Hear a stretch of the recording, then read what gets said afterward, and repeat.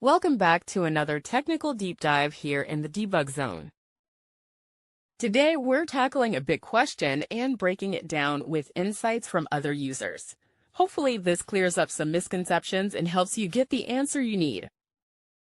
So, buckle up, stay a little curious, and let's jump right in.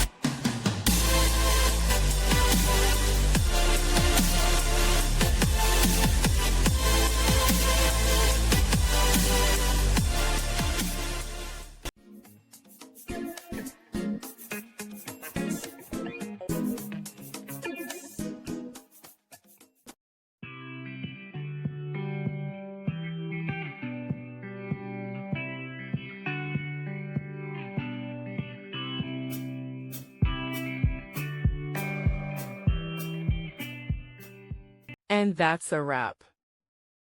I hope you found the answer you were looking for. If you did, take a second to hit that subscribe button. It really helps out. And let me know in the comments which solution worked best for you. See you next time in the debug zone.